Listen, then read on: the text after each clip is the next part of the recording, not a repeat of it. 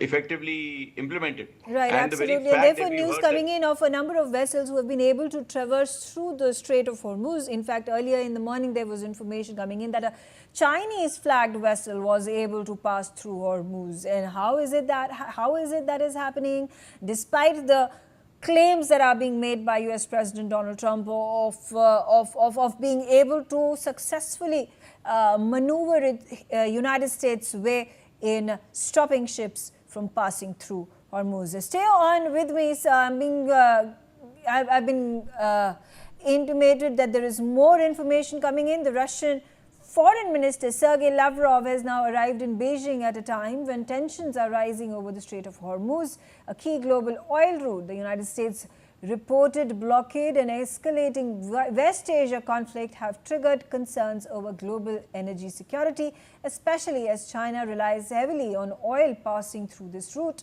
China and Russia have both criticized the US-Israel stance on Iran, warning that the situation could destabilize international trade. Beijing has stressed that the Strait of Hormuz must remain open and secure.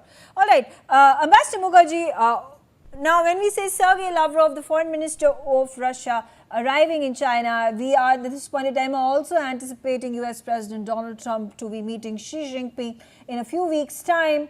We have seen a number of other Gulf leaders also paying a visit to President Xi Jinping. Do you think China has become the pivot or is largely going to play a more and more important role in the West Asia conflict? Is that addressed to me, Megha? Yes, yeah. All right. I don't think the Chinese are going to play a more and more important role because the United States regards China as its primary adversary and has actually blocked the Straits of Hormuz to weaken China and to cause problems for China because of its dependence on the Straits of Hormuz to get Iranian oil. That being said, the Chinese also have other assets up their sleeves, including critical minerals, etc. So beyond a point, this game of pressure and counter pressure should stop immediately because in the meantime, the global economy is getting harmed and we really cannot, Megha, wait for 3-4 weeks till Trump meets Xi Jinping.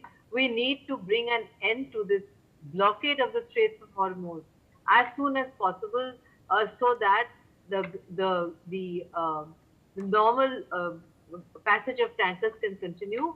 And as my co-panelist pointed out, it was violation of the UN Convention on the Laws of the Seas Convention by Iran when they blockaded Straits of Hormuz, and now it is an equal violation of international law for the Americans to do so.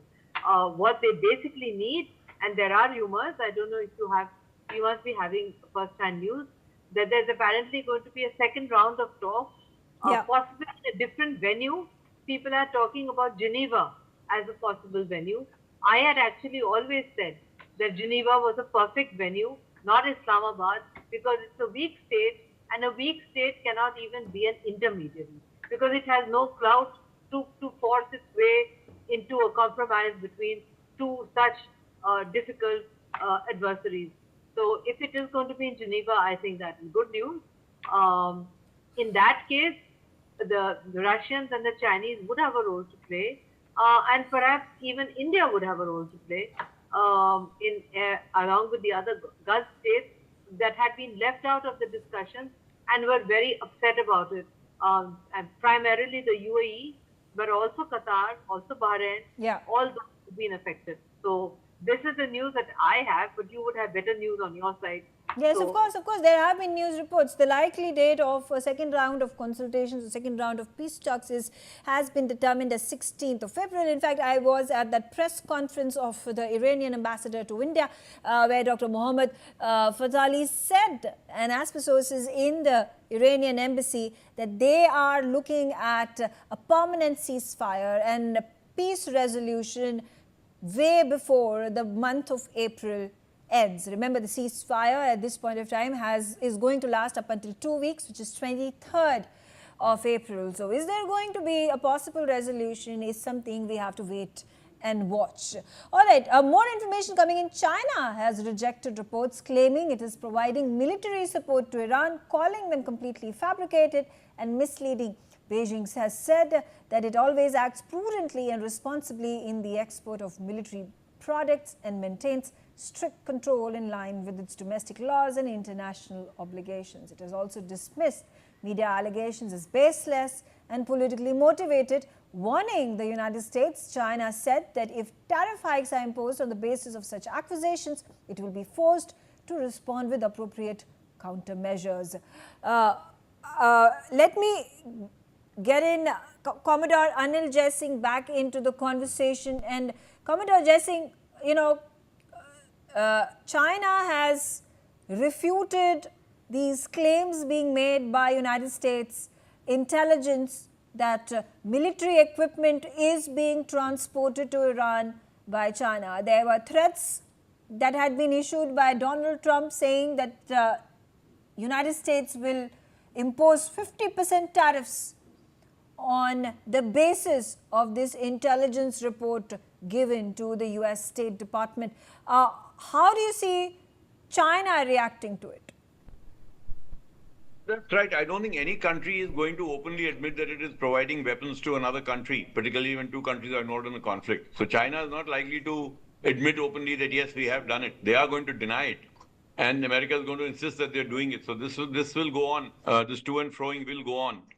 And President Trump, if he's seriously looking for an excuse to impose heavier tariffs on China, he'll find an excuse to do so, just to bring pressure to bear on China.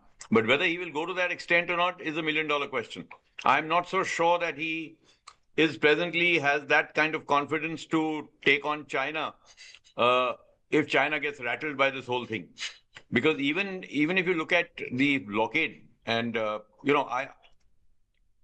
if indeed the US was to blockade a Chinese flag tanker or board it or seize it as it threatens to do, it could very well bring China into the conflict in the sense that China could then deploy a few ships of its own to say that we are sending these ships to ensure that our tankers pass safely through the Straits of Hormuz, the blockade notwithstanding. And that has tremendous potential for escalation. And this whole conflict can widen into a much larger game. Then you'll have Japan, then you'll have South Korea, then you'll have India, you'll have Russia. Everybody would be sort of wanting to get into to protect their own shipping. Okay, it was a good idea in the first place. If America thought that, the world will quietly just take it and, accept the blockade, I don't think that's going to happen. And if ships are indeed being able to slip past, then that doesn't speak very highly of the US naval presence. Though I believe an aircraft carrier battle group with 15 ships is deployed over there. That's quite a formidable force. But then the waters are wide. And what ships do is they switch off their AIS transponders. So they go as dark ships. So they're not painting on, they will paint on a radar, but you can't identify what ship that is. And they'll slip out from there. Once they've slipped out into the open ocean, then there's precious little the US can do. Okay, so all right, stay on with me.